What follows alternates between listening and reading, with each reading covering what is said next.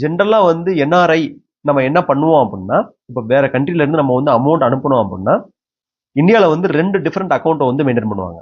ஒன்று வந்து NRO account, இன்னொன்று வந்து என்ஆர்இ அக்கௌண்ட். நம்மளுடைய அமௌண்ட் வந்து ஃபாரின்ல இருந்து இந்தியாவுக்கு வரணும் அப்படின்னா என்ஆர்இ அக்கௌண்ட் தான் யூஸ் ஆகும். அப்ப என்ஆர்இ அக்கௌண்ட்ல தான் நம்ம வந்து மணியை வந்து பார்க் பண்ணுவோம். என்ஆர்இ அக்கௌண்ட்ல உங்களுக்கு வந்து அட்வான்டேஜ் என்ன அப்படின்னா, என்ஆர்இ அக்கௌண்ட்ல டெபாசிட் பண்ணோம், பிக்ஸ்டு டெபாசிட் பண்ணோம் அப்படின்னா அதுல வரக்கூடிய இன்ட்ரெஸ்ட் வந்து டாக்ஸ் ஃப்ரீ. இது வந்து ஒரு பிக்கெஸ்ட் அட்வான்டேஜ் என்ஆர்ஐ.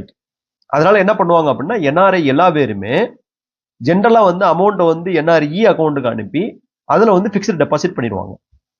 இப்ப அதுவே வந்து என்ஆர்ஓ அக்கௌண்ட்ல பண்ணாங்க அப்படின்னா அது வந்து இன்ட்ரெஸ்ட் வந்து டாக்ஸ் ஆகும். அதனால வந்து அதை அவாய்ட் பண்ணிடுவாங்க.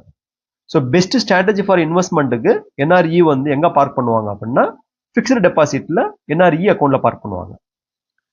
இதை தவிர வந்து ஒரு அக்கௌண்ட் ஒன்று இருக்குது, என்ஆர்ஓ அக்கௌண்ட், என்ஆர்இ அக்கௌண்ட்டை தவிர மூணாவதா ஒரு அக்கௌண்ட் இருக்குது. அது வந்து எஃப்சிஎன்ஆர் அக்கௌண்ட் சொல்லி சொல்லுவோம். அது என்ன அப்படின்னா ஃபாரின் கரன்சி நான் ரெசிடென்ட் அக்கௌண்ட் அப்படின்னு சொல்லுவோம். ஆக்சுவலா என்ன நடக்கும் அப்படின்னா, ஒரு ஊர்ல இருந்து ஒரு கண்ட்ரில இருந்து இந்தியாவுக்கு நீங்க வந்து அமௌண்ட் அனுப்பணும் அப்படின்னா அதனுடைய டிரான்சாக்ஷன் எப்படி நடக்கும் அப்படின்னா, நீங்க லோக்கல் கரன்சி ஏதோ வந்து வாங்கிட்டு இருக்கீங்க. அந்த லோக்கல் கரன்சியை வந்து அங்க இருக்க பேங்க்ல வந்து நீங்க என்ன பண்ணுவீங்க அப்படின்னா, இவ்வளவு யூஎஸ்டி நான் வந்து இந்தியாவுக்கு அனுப்புறேன்னு சொல்லி அந்த யூஎஸ்டியை வந்து அது வந்து லோக்கல் கரன்சி யூஎஸ்டியா மாறும். அந்த யூஎஸ்டி வந்து அந்த கண்ட்ரில இருந்து இந்தியாவுக்கு வந்து யூஎஸ்டியா வரும்.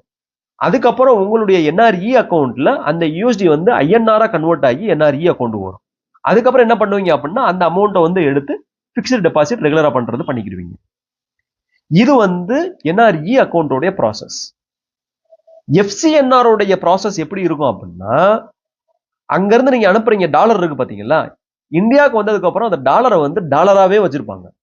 அதை வந்து ஐஎன்ஆரா கன்வெர்ட் பண்ண மாட்டாங்க.